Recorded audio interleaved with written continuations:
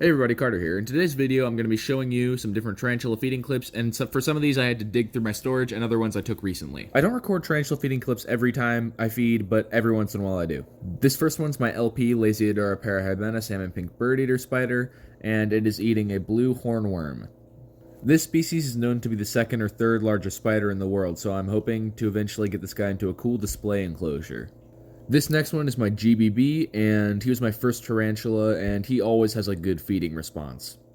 The scientific name of this species is Chromatopelma cyaneopubescens, and that's kind of a mouthful, so most people just call it the GBB or green bottle blue tarantula.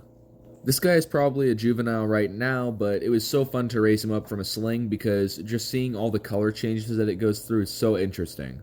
So this is my tliltocatl albipalosus, and this guy's name is Hopper. He is my largest tarantula currently, but I do have some that will definitely get to be larger than he is right now.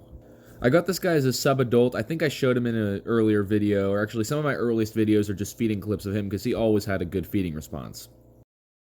This is another feeding clip of Hopper, and this is when he was in his other enclosure. He has been moved out into a slightly bigger enclosure with a little bit more room for him to dig.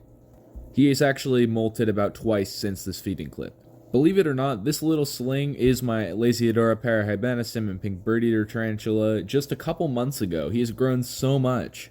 This is another feeding clip of Aragog the GBB, and this one's not as good because he's under his piece of wood. Now this feeding is a clip that I used to have in my intro/outro, and it is one of my favorites for sure.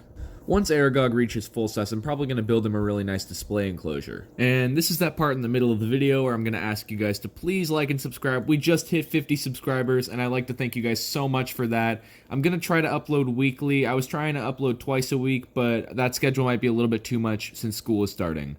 The clip you just watched is one of my favorite ones that I've ever taken. So this feeding clip is the lasiodorides striatus, and you're not really going to see any more feeding clips of him because right now he's like a juvenile and he's in his burrow all the time, and it's really hard to get good feeding clips of him.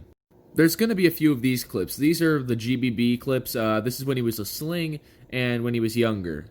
I think my favorite part about keeping the GBBs and, raising them up from slings is the color changes. You can notice in a lot of these clips where he's kind of younger and a juvenile, where his colors just change so much, and it's so crazy. With every molt, it seems that there's like whole new colors that you see. Another really cool thing that I like about GBBs is, they web, so all their colors stand out when they're standing on the web, and the web's white, and their colors are like blue and red and like all sorts of stuff. And also they have such a good feeding response, like they just go crazy whenever you drop a food item near them, and that's just so fun. So that concludes this tarantula feeding montage. I really hope you guys enjoyed. I'd love to do more videos like this in the future. I'm just going to have to stockpile more and more feeding clips. And I don't always get a good feeding clip. I'm going to make sure to do lots of videos in the future. I'm going to try to upload once a week. And yeah. And I'm going to ask you guys again, please like and subscribe because it helps to grow the channel and it's completely free.